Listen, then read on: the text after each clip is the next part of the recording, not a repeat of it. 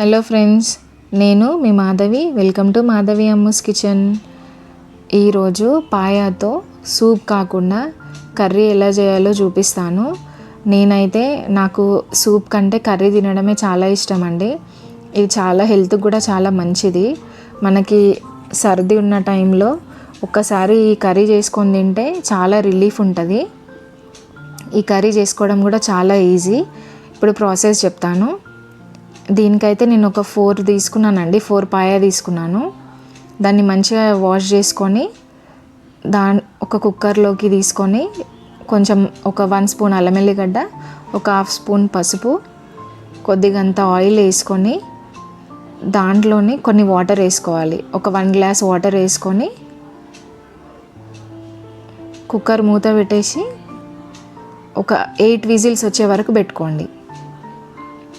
ఎందుకంటే మనం నార్మల్గా మటన్కి 6-7 పెట్టుకుంటాం కదా, ఇది ఇప్పుడు లెగ్స్ కాబట్టి కొంచెం బాగా ఉడకాలి.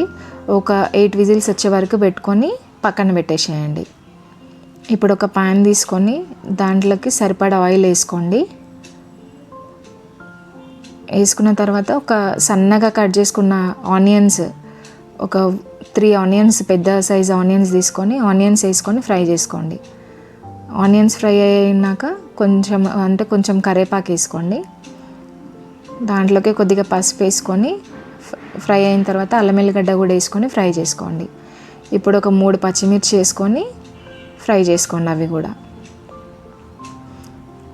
ఇప్పుడు మనం సూప్ వేసుకోకుండా ఓన్లీ ఆ పాయ మాత్రమే వేసేసుకొని బాగా కలిపేసేయండి. వాటర్ ఇప్పుడు వేయొద్దండి, నేను చెప్తాను వాటర్ ఇప్పుడు వేయాలో.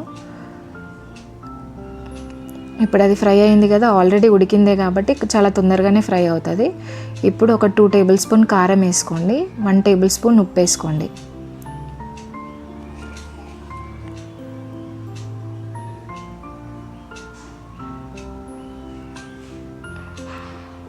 ఇప్పుడు ఏదైతే వాటర్ ఉన్నాయో, ఇప్పుడు పాయ వాటర్ ఉన్నాయి కదా, ఆ వాటర్ వేసేసుకొని మూత పెట్టేసేయండి. మంట మీడియం ఫ్లేమ్లోనే ఉండాలి.